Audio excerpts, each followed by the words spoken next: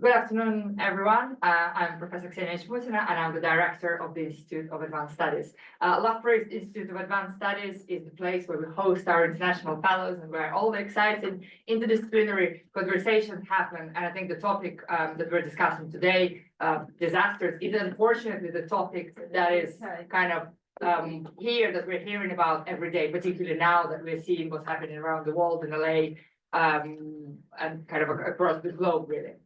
We're absolutely excited to host our first fellow of the 2025, Dr. Tanja Hendriks. Welcome, Tanja. It's really nice to have you today. It's particularly exciting to host somebody whose work I've been following. So it's like, I've read your paper. So yeah, thank you so much for joining us. And welcome to all of you here in the room in the International House and those of you joining us online. Just a couple of house rules. As always, we are running a hybrid seminar. So for those of you online, please post your questions in the Q&A section. We are monitoring the chat, so we'll be able to ask questions after the presentation. We should have time. For those of you in the room, please ask questions, suggest comments, and of course there will be conversation time, lunchtime after the presentation, informally with Tanja. Without any further ado, I would like to pass over to George Foden, who's hosting Tanja. Yeah, thank you. Hi, everyone. Yeah, I'm George Foden, and it's a pleasure to be hosting Tanja at the IAS. Tanja is a postdoctoral fellow at KU Leuven and a fellow of African Studies of the African Studies Centre at Leiden. And her research is on anthropology of the state, looking at development and disasters in Malawi. And we met in, I think it was probably October 2023 during my PhD fieldwork, and one of Tanja's many fieldwork adventures in Malawi. And we've been kind of in contact ever since, talking about potential plans and putting things to paper. So it's great to be able to welcome her here to actually get some of those plans into action. So thank you to the IAS, and I'll pass over to Tanja. Well, thank you so much. It's lovely to be introduced like this and to be able to visit Loughborough.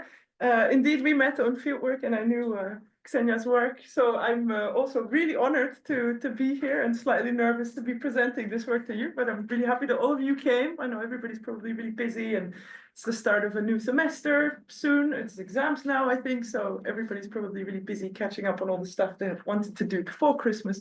So I really appreciate everybody being here to listen to me.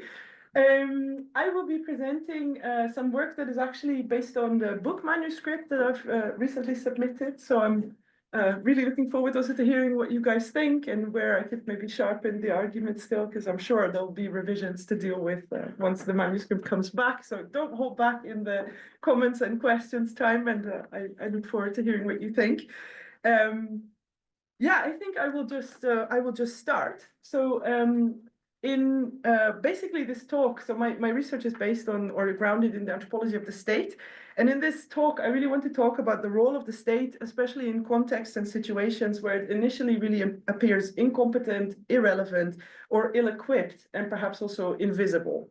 Over the course of the talk, I will try and unpack this conundrum of how a state can be significant, insignificant, and indispensable at the same time. Doing so will help me to challenge and complicate popular and academic stereotypes about African civil servants and state functioning. And ultimately, it will lead me to argue that disaster relief interventions like the one that I'll be discussing actually throw the state itself into relief and render visible civil servants' sense of duty and what it is up against as well during these difficult times. So as I'm an anthropologist, I'll first start by taking you guys to the field with a rather lengthy vignette, but I think it will give you a kind of sense of the type of data that I use to make the knowledge claims that I do. We returned to early March 2019 to a rural district in southern Malawi. Yes. It was still raining ever so slightly when Joseph pulled up in his car to pick me up. When I had moved into my new home in the district several days ago, he had kindly offered to drive me to his office whenever he was going in for work. As the district's assistant disaster risk management officer, he had been allocated a house a mere stone's throw from the district council itself, but he generally commuted in order to be able to spend time with his family, who resided in an entirely different district. While he reversed his car in the muddy compound, Joseph explained that he'd been delayed in getting me because he kept receiving phone calls about the relentless rains that had started a few days ago. He was very worried because this district was located in a valley and, as he said, always at the receiving end of a catastrophic event. During our short drive to the council offices, Joseph told me about the panicky phone calls he had received from his team of colleagues who were stuck on the east bank of the river. They had traveled there yesterday with a truck of food aid to do distributions as part of an annual intervention for food insecurity, but they were now failing to make their way back to the main road. The area was only accessible via a dirt road that traverses several streams, which had now turned into full-blown impassable rivers. Joseph worried that if the water levels would continue to rise, the team could be stuck there for a very long time, and so would the truck be. Later that same day, when it became clear that Malawi was actually experiencing the effects of Cyclone Idai, Joseph would make a phone call to his bosses in Lilongwe, Malawi's capital city, to inform them of the unfolding situation. And when I asked him why he had made that phone call and what the goal of informing them of ongoing flooding actually was, maybe getting funds or extra assistance, he just laughed and he said, no, we won't get funding or extra assistance. I just have to keep them informed. I'm the one who is informing government. Over the course of my fieldwork, this is basically what I learned, that a lot of Joseph's craft actually is doing things without funds and just doing them because you feel they should be done. Inside the district offices that day, we found ourselves in a really strange kind of calm before the storm. Outside, the rains continued and waters rose, while inside the office, it was the tension that was rising. It became almost tangible as Joseph sat behind his desk, troubled and restless, but powerless to do anything other than wait for the inevitable reports about the impacts of the rains caused by Idai to come in. He made several calls to communities that he thought might be affected. He warned them about what may come, asked them to relocate, and he reminded people who called him to declare the first signs of the disaster that he needed official reports to be able to give evidence to head office. Anticipating that the situation would worsen even further, he also decided to call a meeting of the District Civil Protection Committee the next day at 8 a.m. The next day at 7:45, he came to pick me up again, and he said, I have not slept. I have been operating a phone booth all night, he exclaimed. The imminent flooding was the talk of the town, and rumor had it that the strong shear currents were destabilizing the bridge that connects the district to the rest of the country. He invited me into his car, and I saw that he was accompanied by his close friend and assistant, Kondwani, who is also on this picture. On the right is Kondwani, on the left is Joseph. And we decided that instead of going to the offices, it was better to go to the bridge to actually look at the situation. And they quickly grabbed, when we got to the bridge, they quickly grabbed what they jokingly refer to as their disaster gear, which is the gumboots that you can see that both of them wearing and the umbrella. And we walked towards the bridge in the rain.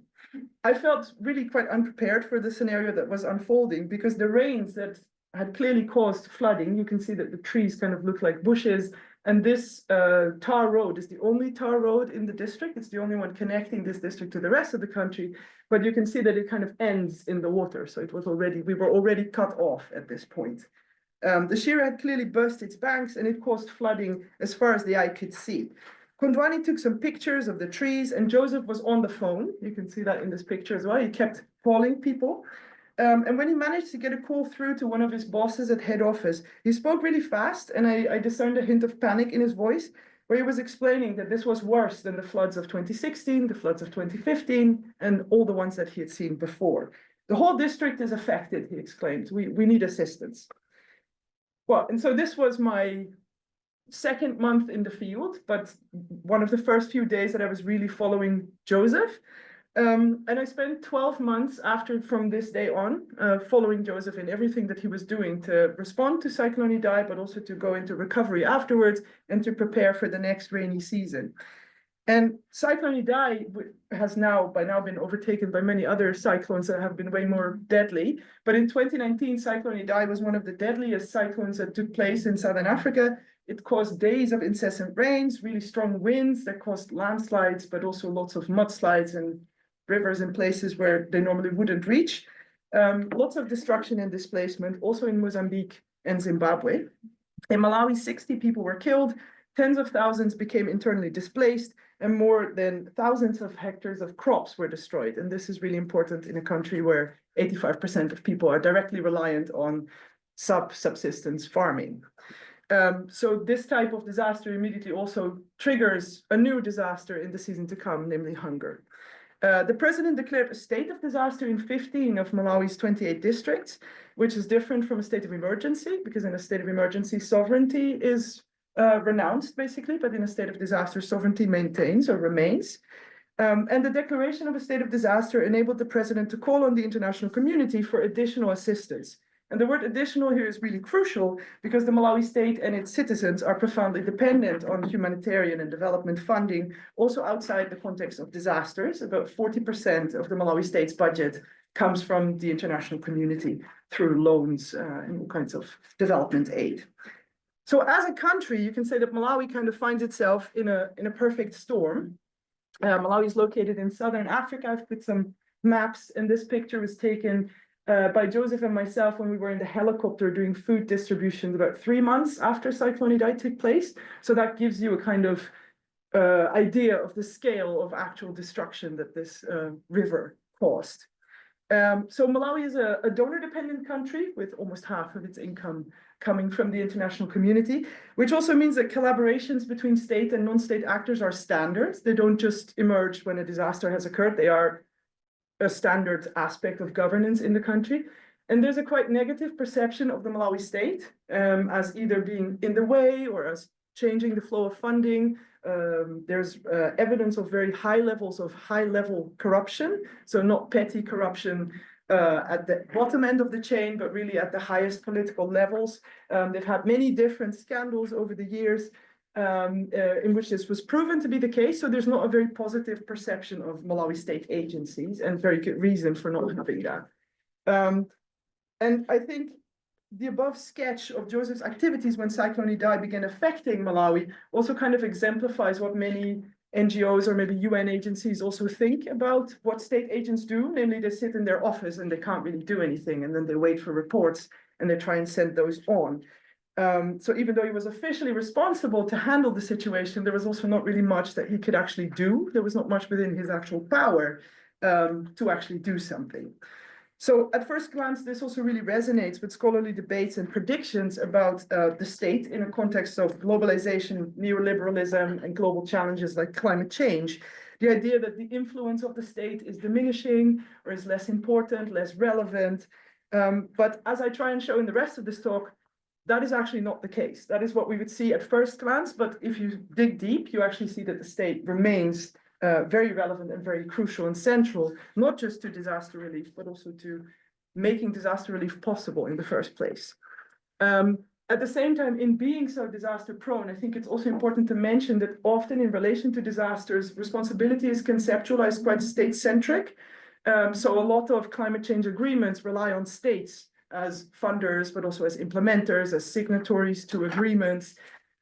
So it's a kind of, like in the Sendai framework, a kind of state plus responsibility idea. States should be taking responsibility, they should be taking care of their population, but if they're unable to do so, they can call for assistance. And we do recognize as international community that there are certain states that have the right to more assistance to be able to do so. And Malawi qualifies for all of these.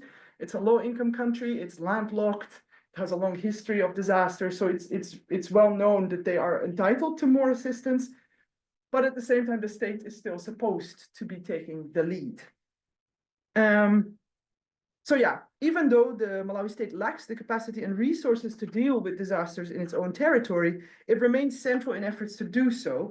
And in detailing the decisions, dilemmas, and duties of district-based civil servants like Joseph and Kondwani, I will try to unpack and show how the state is both insignificant and indispensable. And unfortunately, that has become only more relevant since my PhD fieldwork. This is a short history of basically the last decade of declarations of states of disaster in Malawi. So in 2015, there were floods. In 2016, there was a drought. In 2019, when I did my fieldwork, there was Cyclone Idai in March, and the much less spoken about, but also very destructive Cyclone Kenneth in April. In 2020 and 2021, they declared a state of disaster because of COVID. In 2022, there was Cyclone Ana and Cyclone Gombe. In 2023, there was Cyclone Freddy, which is, I think, until this day, the deadliest cyclone and the strongest, and the meteorologically speaking, also a very interesting cyclone that behaved in very strange ways. And then at the end of 2023, when we met, when we were both on fieldwork, the department that I studied, the Department of Disaster Management Affairs, was really concerned about a drought, ongoing dry spell. When is something a dry spell? When is it a drought? It's a bit more complicated to delineate than flooding or disasters that come with cyclones. But that drought developed into a state of disaster as well. And this is ongoing, even though in early 2024, the state also had localized flooding in the north and then drought in the south. So they had two different states of disasters ongoing at the same time. And the drought is currently also still ongoing. So at the moment of speaking, there are 5 Southern African nations, so Lesotho, Malawi, Namibia, Zambia, and Zimbabwe, who have declared a state of disaster over the El Niño-induced drought. More than 27 million people are requiring food aid, and WFP is still, I think, trying to get funding for all the responses that are needed. And in Mozambique and Angola, there have also been notifications of pockets of hunger, but those governments have not officially declared yet. So against this type of backdrop, I think it's not, well, also for this room, I probably don't really have to introduce this, but normally in my talk, I always have this slide there as well to kind of show that the situation that we've seen from the last decade and how it's been developing is not natural. Disasters are not natural. They're also not inevitable. And not every flood or drought is also a disaster or is seen as a disaster. I mean, we now all hear about LA, and there's all kinds of reports on how the most expensive disaster of 2025 is already happening or has now already happened. But of course, there's all kinds of indicators that then dictate that that disaster gets a lot of media play and a lot of attention, whereas disasters in Malawi, according to insurance companies, also are cheaper to solve, actually happen a lot more. And this is, of course, because of all kinds of underlying patterns of inequality and vulnerability. Anthropologists, we were talking about it briefly already before the talk. Anthropologists have, of course, been active in disaster research and have since the 70s and probably also before been saying that because we do research at a local level, we are really well placed to speak about disasters and their disruptive effects, but also the changes and the continuities that happen and that kind of weave disasters into the everyday. And there's a famous sociologist, Eric Wolf, who at some point in the 90s said, we owe to anthropology the insights that the arrangements of a society become most visible when they are challenged by a crisis. And I think in this sense, studying the state and how the state functions in a time of disaster really reveals how it always functions, but just in a heightened fashion, kind of as if you put the state in a kind of pressure cooker. And this then also underlines how disasters do not so much cause, but rather reveal the rifts and the reasoning and relationships that we can study to actually understand the world we live in the everyday.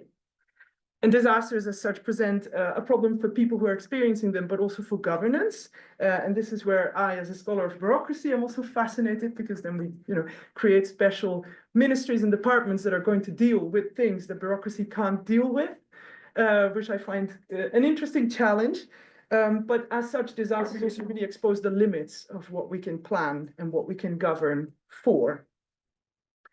So how did I study the state? Before I'll take you back to the field with more ethnographic data, I think it's really important to say how I looked at this.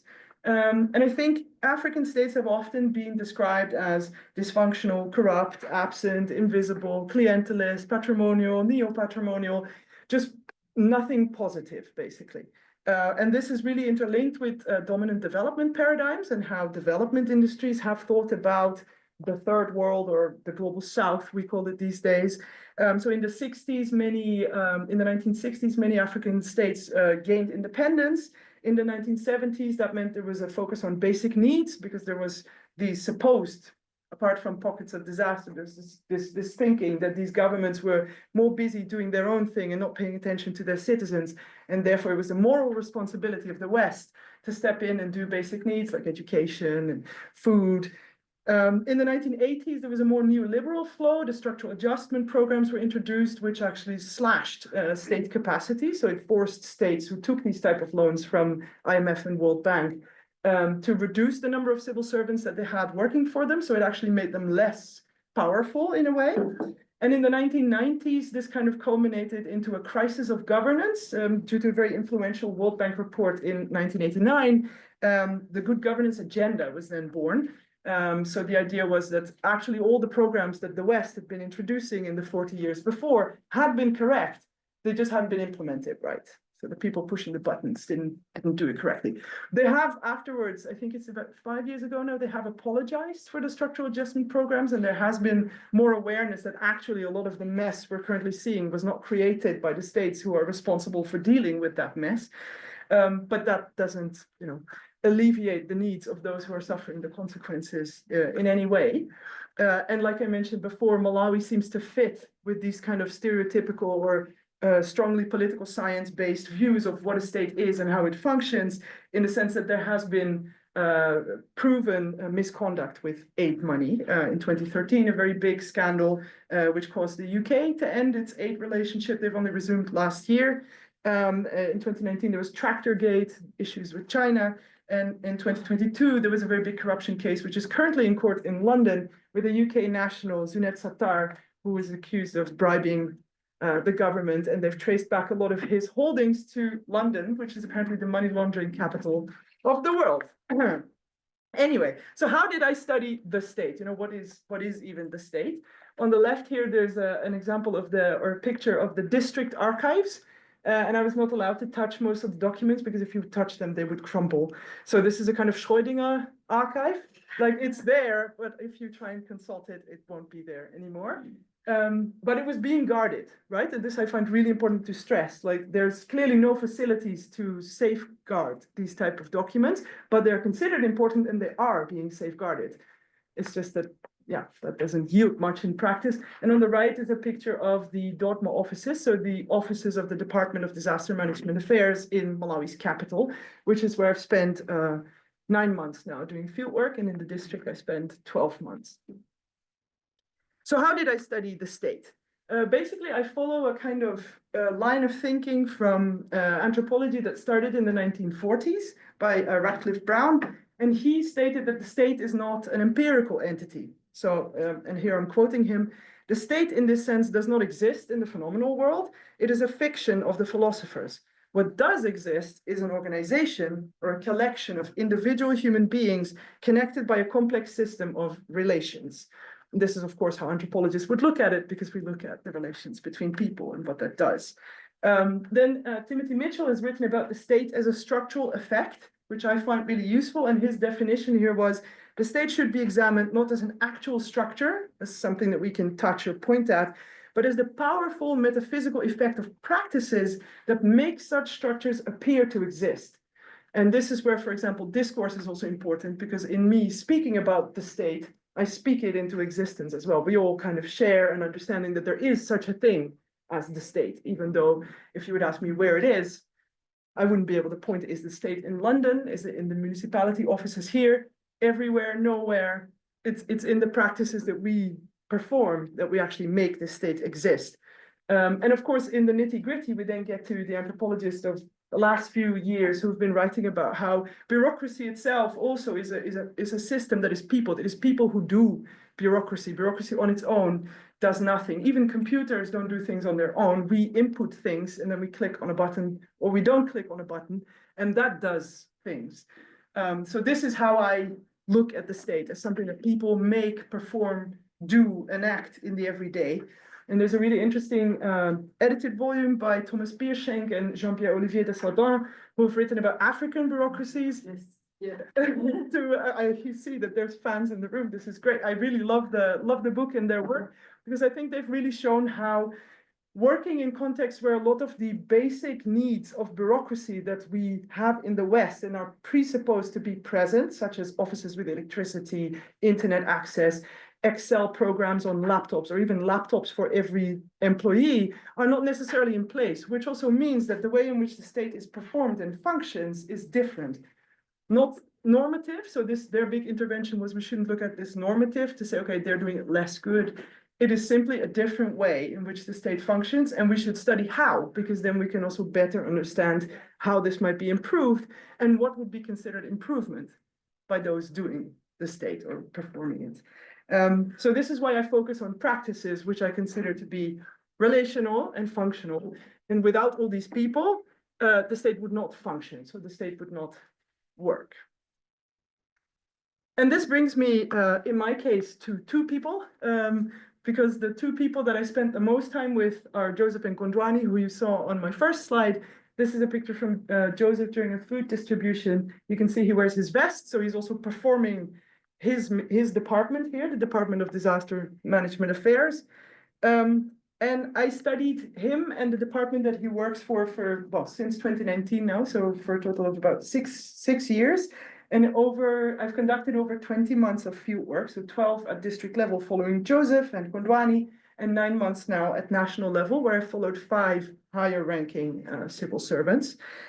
Using the anthropological method par excellence, so participant observation, so sharing time and place. And I conducted some interviews, but I basically shadowed Joseph and Kondwani.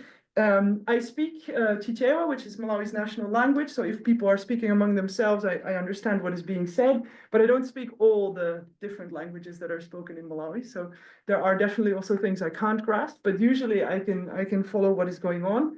And a lot of government work also happens in English, because English is the official language and Chichewa is the national language. So a few words about DODMA specifically. So Malawi's DRM structure, if we want, the disaster risk management structure. Within Malawi state structures, DODMA occupies a kind of special place. It's a kind of government golden goose, you could say, because unless a disaster happens, it doesn't really have access to any funding because the state doesn't have enough funds to actually run this department. But when a disaster does happen, this department is the one that taps into all this international funding that suddenly comes in. They're the ones coordinating all of this. And this makes it a highly politicized department, also a difficult one to get access to, and one in which the leadership changes very regularly. So new ministers, new principal secretaries, new top layers. But the technical staff has remained very much the same in the last few years since I've been with them. So in the capital, there's about 120 officers, and now all 28 districts also have one officer, but of course this one officer, like Joseph, is responsible for a massive district, doesn't have its own budget line, doesn't have a car. It's a person with a desk, basically, responsible for coordinating. But yeah, that's obviously is quite challenging. And the department is the leading state agency during emergencies, during crises, during disasters, and anything related to humanitarian intervention. And it's therefore also at the heart of what has been described as the humanitarian development nexus. So these type of efforts to connect short-term interventions that focus on immediate needs with more longer, progress-focused, future-looking development interventions. So DODMA is also a kind of linchpin in that sense. And basically through my research, what I've found, or what I would like to propose here and share with you based on some ethnographic vignettes, is that there's 3 key elements of disaster governance that are maybe also representative of governance in Malawi in general. And I will unpack each of these and then argue that in all of these, we see that civil servants have to really push and showcase their sense of duty in order to actually make this system work in practice. So the characteristics of governance and disaster governance that emerge from my data are the centrality of quantitative data in decision-making, the need for numbers. Second, the reliance on all kinds of decentralized committees. And third, the collaborations with non-state actors. And actually, I can immediately point out that you can also see that in their national DRM structure, where there's a committee kind of structure with very committified. If we follow Foucault and technologies of governing, we can see that the organizational form of the committee is very present here, which means accountability for all kinds of decisions kind of moves down the scale, but obviously funding usually remains at the top. And in 2019, during my PhD, I was at a rather low level of bureaucracy or local government. And now for my postdoc, I'm at the top, where you can only see the supranational level kind of moving above that still. But yeah, this also contains a lot of these committees. Okay, so the first element of governing that is, or that really stood out to me, is how disasters are rendered governable to begin with. Because obviously a disaster in itself already implies that it's something that exceeds managerial ability, which is what makes it a disaster. And then how to render it governable, you need information. You need to be able to respond. And in order to have disaster relief interventions to get funding for them, the production of numbers and quantitative bureaucratic facts about the precise impacts and the needs of those affected was central to Joseph's job. Basically, creating these numbers was what he was needing to do, but creating these numbers is also really hard. It's really hard work. There's a shared demand for data, so the government wants this data, the state structures need it, but so do the non-state structures that have come in to help them respond. They need to know how many people are affected, what are they needing. Malawi doesn't have a population registry. It's chiefs and traditional authorities who are in charge of population information. And this is also highly politicized. 2019 was an election year. This year, 2025, is also an election year, which means any type of information about numbers of people in certain areas is even more politicized. And it's also all non-disaggregated data. So if any numbers are available, we don't know how many women or how many under fives, the type of categories that humanitarian actors often need to know in order to provide tailored assistance are not known. So this kind of put Joseph in a double bind, because sitting in his office, he needs money to go out and collect data and create these numbers, but he can't get money if he doesn't have numbers. So in the first few weeks, I followed him making lots of phone calls to chiefs, to traditional authorities, speaking to people. We would take walks, we would cycle, we would go on the back of motorcycles, just drive to areas that we could reach by road, and just ask, how many people are you? And in some places, people would line up. So there would be an actual counting, like, okay, 1, 2, 3, 4, like this. In other places, people would say, we are 4,000. And then Joseph would have to kind of be like, oh, okay, so where are they? You know, over there in this school building, there's a few. We think, no, it's actually 8,000. Okay, so then you get into all kinds of negotiations. And I wasn't always able in the beginning to understand when Joseph thought a number was believable or plausible and what he was using. Was he using empirical reality to gouge this against, or were there other things that he was thinking about in trying to understand what these numbers do? And at some point when he had to, so about 2-3 weeks in, when he had to give a report on how many people were affected in the district, he was very preoccupied with getting the numbers right. And of course, I also asked him this directly later on, but initially I mainly observed and tried to understand, okay, what does he mean with getting the numbers right? And so getting the numbers right meant having high enough numbers to force people to come in and assist, but not having such high numbers that it would seem as if he was exaggerating. So he was trying to look back at previous disaster reports from previous years. He was trying to kind of, figure out what would be seen as an acceptable number for his district of people being affected. And this is, of course, deeply moral work in trying to understand what is too much to ask for and what is actually apt, what is okay. And he also had interactions with people in camps who kept changing the numbers. So we visited a camp, and then the chief told us, we are 568 families in this camp. And he gestured towards makeshift tents and the large group of people standing around him. But in the district database, Joseph's Excel sheet, this international displacement camp, or this internal displacement camp, was listed as having 204 households. So this was a big problem because we didn't have enough things with us also during this distribution. When asked how the chief would explain the difference between these two figures, he shrugged his shoulders and he said, we just accepted. I don't think we have any Chichewa speakers with us, but he used the word kuvomereza, which really means to accept. It's a very deep word to say, well, it just kind of happened. This is just what people were giving us. They said it was 204. This was the number donors were willing to help. So he believed that the 204 was from an NGO that was going to target in this specific area. But the number of 204 didn't come from donors. It was based on paperwork from previous relief that Joseph had distilled and figured would probably be apt. It was now also the official number of IDP households registered for this location after the needs assessment conducted by Joseph and his team. When taught this, the man disputed the number again, and this time he said, we don't know where they are taking these figures from. He said it in a very funny way also, saying that this is all meaningless. Later on, he also said, okay, but if you guys would actually come and count us when nothing is happening, you would see that we are many more people than what is in your file. We have many people. He made all kinds of women with small babies line up and say, look, they all had new babies this year, so we count them too. And it became a whole discussion. And in the end, Joseph and him discussed this for about 2 hours, and they settled on 678 households. And I mean, I've been at these negotiations and I thought, yeah, this actually makes a lot of sense. But then when we were leaving, I just wanted to briefly ask the chief, okay, but so which type of number would you actually feel should now be recorded? I mean, the number recorded is 678, but what do you think should be recorded? And then he said, there is no real number. Zilibe nambara zeni zeni. There is no number that can be put on this issue. And I thought that was actually a beautiful thing to say. Joseph also really liked it, but couldn't find space in his report to put it in. So we never used it. But Joseph then remarked that these numbers were very needy numbers. So these numbers, making them cost a lot of time, and also caused a lot of delays later on.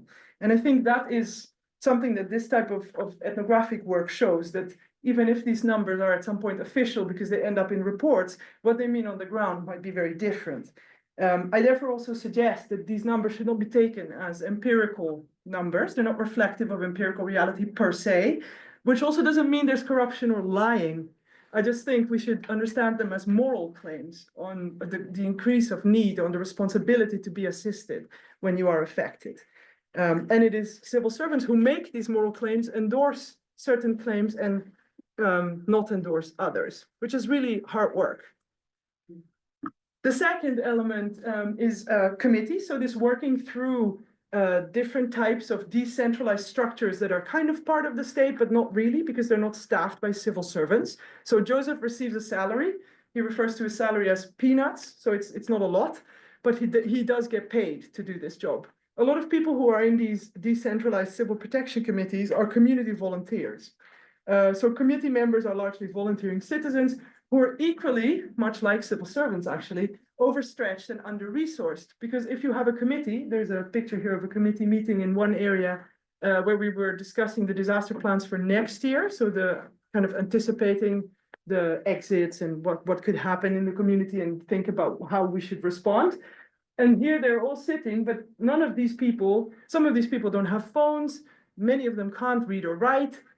How then do you organize and how do you rely on people for reports if they themselves do not produce those? So it means you have to produce reports on data that you know to be questionable from the start, right? This is inherent in your job.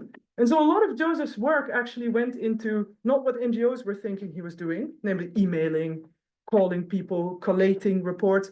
Actually, he was caring for committees. This is how he explained his job to me. He's like, I take care of these committees. And caring for committees is inherently relational, right? So he would motivate committees, not with money, because he didn't have any.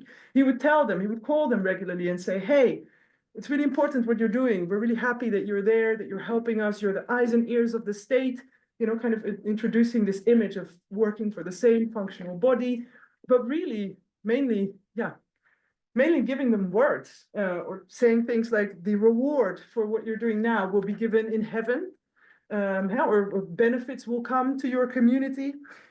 He would also try and lecture them on saying, especially when there have been conflicts and disputes between committees and chiefs who would call in with conflicting information, or chiefs being annoyed at committees taking too much space in the response. He would call people and say, well, to be chosen for a position in a committee is really important, and you are of importance because of this position, but it doesn't mean you're a boss. We are not bosses, but we are also not slaves as committees, because other committees were just being sent out by the chief to do a lot of work, and then people couldn't work on their farms and were getting really worked up about being in this committee. We are servants. Is what he would explain to them. So we serve the people, but in serving the people, you also serve yourself and the state. Volunteer work he presented as work that you give yourself to, so Ntchito Mozipereka, which is something that doesn't give profit, it doesn't yield benefits, but morally it benefits you. It means you're a good person, you're doing a good thing. And initially I kind of thought all these motivating calls and all these, talking to committee members who had themselves sometimes also lost everything in the cyclone, right? So they have no more house, they can't be reached by phone, everything is gone. And then to be motivated by someone who is, paid to make you do part of his work for the state. I mean, I thought that was really difficult. And Joseph also really struggled with this often. This is where humor would sometimes come in. George and I have been talking about this, where he would try and make things light because it's all heavy enough already. But he also kind of admitted that this was basically the only way in which you can make a state function on a shoestring budget. If you don't have money to pay people, you're going to have to do something else. But all the airtime that he was using to call these people, the electricity needed for his phone to be charged to be able to reach these people, or that he would sometimes, after a meeting like this, would maybe buy some mandas, which are small donut kind of snacks. He would buy that out of, paying out of pocket, really, to keep these type of committees functioning. So actually here, he was funding the state in a way, right? So we see volunteer work needed in order to function, make official state structures function based on a relation with an officer who has to put in his own personality and his own time and money and effort into getting this done. So here we actually also see the state is central and marginal at the same time. On paper, all these committees exist, so it looks in order, but in practice, they're both central and marginal. If they switch on and if they start functioning, they do a lot. But if not, then if you can't get them to start, nothing happens. And then you're in big trouble. And the third one then brings me to collaborations. So this type of collaborative governing with much more powerful actors. And I've thought about this in the register of what anthropologist Hannah Brown has called a renegotiation of sovereign responsibilities. So looking at sovereignty as also something that is not just codified in law, but something you do in practice. You can be the sovereign, or you do sovereign acts. And here's a snippet of one of the crisis meetings at the beginning of Cyclone Idai, so early March, where Joseph from the Department of Disaster Management Affairs said, well, we're all here, we're all trying to come up with solutions. What are we going to do? Everything is flooded. I don't have resources. What are we going to be doing? So he was trying to give the floor to the rest of the people, those with money, to say, okay, well, we've got money for boats, or we can do this. And then because he had said, we are all the government, we should all be doing this together. Mary from Red Cross, the Red Cross coordinator for that district, said, well, if we're all government, then you are very government. So you need to take the lead. You need to tell us what you want us to do, which he subsequently did. And then they all said, well, we're not going to fund that because our projects don't, they're earmarked in different ways and we can't do that. But thank you for telling us what you wanted. We're going to do this. So Joseph and Mary both obviously knew that this was going to happen, but this was a play that they did play out. And I think it's significant here that it was Mary from Red Cross, because Red Cross has this specific auxiliary role in which they're really careful about mandates and not overstepping.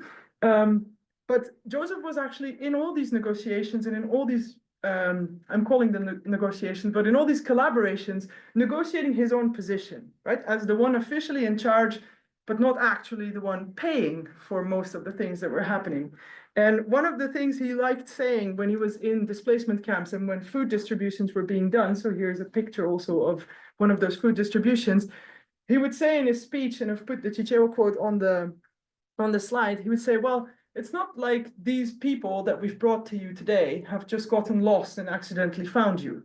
We are your government. We are sending them to you. So if you are in need, you can come to us, and this is how we help you. We connect you to these big donors who will come and bring you food.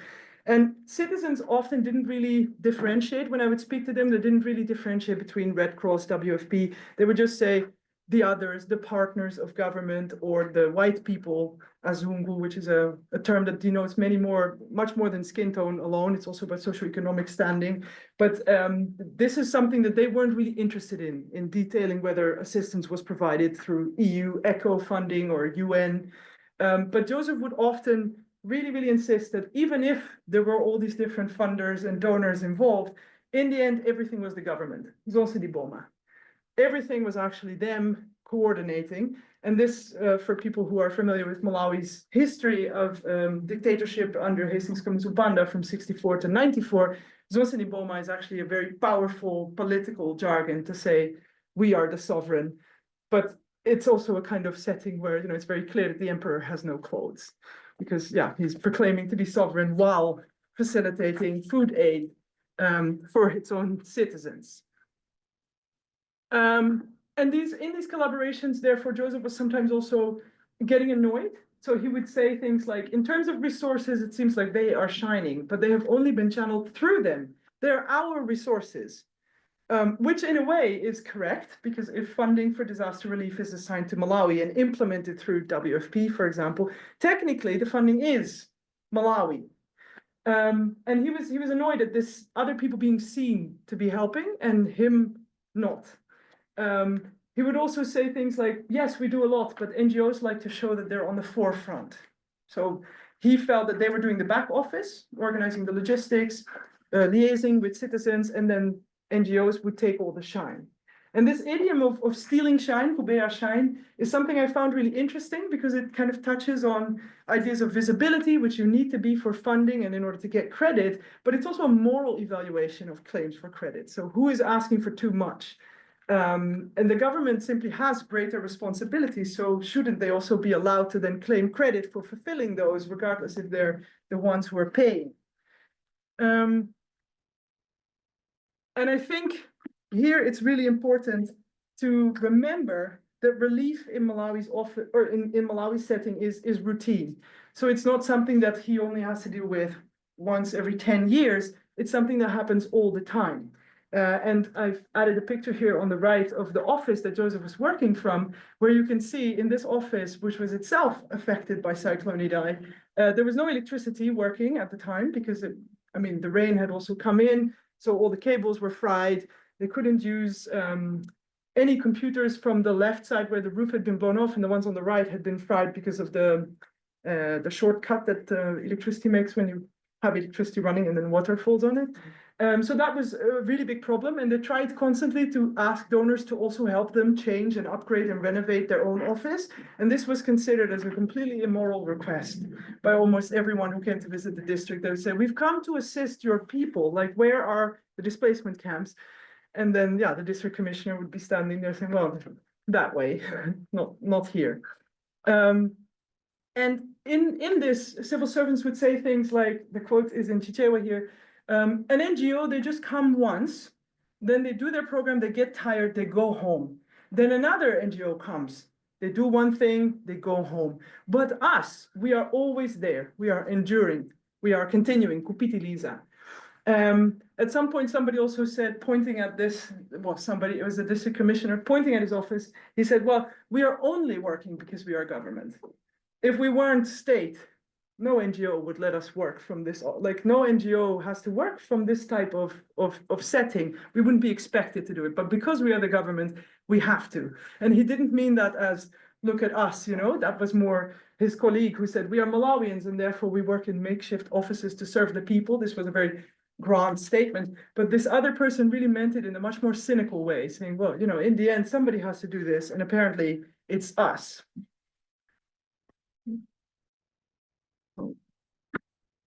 So therefore, I think putting all of these things together, I think in each of these, so in working with disaster data, in having these decentralized committees, in collaborating with non-state actors, I think what we see is that none of this would be possible without these local actors, without civil servants who actually make these three axes work.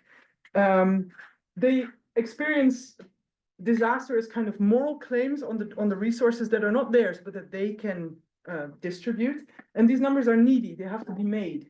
Decentralized committees are needed when you want to have a state function and not pay people to make it function, but caring for these people who are making the state function then falls on the shoulders of the ones working with them.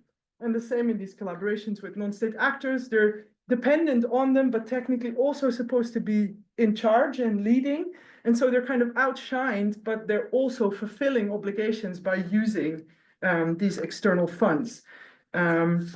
Yeah, there's all kinds of interesting Max Weber thinking about, a professional ethos, etc. But I think this evidences that there's a sense of duty that these people show. And without taking this into account, we miss a really important element, not just of how civil servants manage to instantiate the Malawi state during a disaster, but also how disaster relief interventions actually function, probably in other contexts outside of Malawi as well. And as such, I've used disasters to kind of say, well, civil servants should be much more considered as moral actors with a sense of duty. For anthropologists, maybe kind of like the will to improve, Tanja Lee, this attempt of working towards a better. And therefore, seeing the state in relief, I think, provides a counter narrative to civil servants as ignorant, indifferent, incapable, or the state as in the way, and rather showcases all the work that is being done despite also appearing incompetent and irrelevant, or even themselves considering their work incompetent, insignificant, and irrelevant. It is also indispensable. And I think that is something that we need to, somehow deal with or find solutions for. So in this presentation, I've tried to grapple with this donor-dependent and disaster-prone state example of Malawi and showing how it's both indispensable and insignificant to explore what that means also for our understandings of how states function in the Anthropocene, if we want to really blow it to a global scale. Initially appearing incompetent, irrelevant, and ill-equipped, this same declaration of disaster that kind of exacerbates or makes them admit that they're not able to deal with the situation is actually a sovereign act, right? Without declaring this, none of the other actors can actually spring into action. So state power is actually underlined in saying it's dealing with things that are beyond its power. Relief interventions are largely financed and implemented by non-state and humanitarian actors, but they do so in official collaboration with the civil servants who perform crucial tasks to actually facilitate and enable these in practice. Often eclipsed by a much larger humanitarian apparatus, DODMA and its civil servants officially have and actively practically take the responsibility to coordinate these interventions, even though they struggle to do so satisfactorily, also according to their own standards. Moreover, although the interventions represent a much needed influx in resources, state actors do not actually control or obtain the majority of these, as they're channeled through all these elaborate consortia of non-state actors. So in all of this, we paradoxically see that there's a profound lack of resources and ostensible incapacity of the state, and yet it is the central actor in making this whole system function. So I guess in that sense, my work also provides or tries to provide a really forceful counter-argument to more Afro-pessimist narratives on states and what states can do and what we can expect of states in the age of globalization and climate change and neoliberalism. And I think it also challenges these persistent stereotypes that are coming from somewhere and also in practice sometimes true. But these stereotypes about civil servants being corrupt or venal or indifferent or not caring. And I think the focus on critique that has so often been embraced and that we as critical scholars also like has maybe swung the pendulum to the wrong side here, where the focus on critique was well-founded and productive, but it had also rendered it completely irrelevant to look at civil servants' personal motivations or their professional ethos, because it doesn't matter. What we already know what they do if we look at the outcome, right? And the outcome is maybe not so shiny. And I therefore think that thinking from this perspective of the sense of duty and seeing them as moral actors is much more productive in understanding what actually happens on the ground. And Malawi's predicament therefore displays, first and foremost, the profound inequalities that render Malawians much more vulnerable to the impacts of climate change effects, as these simultaneously render the Malawi state less able to protect its citizens and engage in effective disaster risk reduction. So because they're failing in doing this and because they keep being hit, they also somehow appear as irresponsible or unable to learn or get on top of what is happening.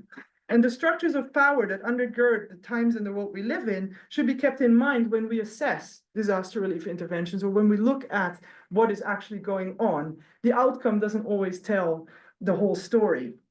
And of course, there's all these stories now about blaming the climate for disasters, which I'll skip because of time.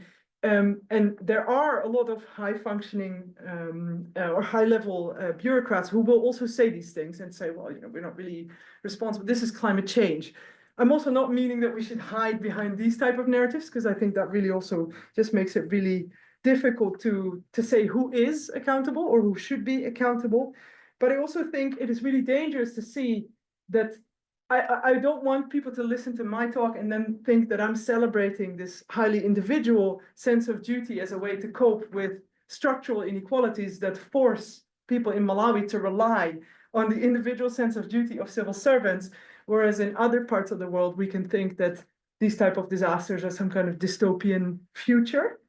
And I'm hoping that in looking from this more moral angle, we can actually see the coexistence of both these these timelines. I mean, all of this is happening in the present. Malawi is not living in a climate future or something that is still reaching us later. This is all happening now, and we should be doing something to improve that. But I guess that's where my work for now, at least, stops. Yeah.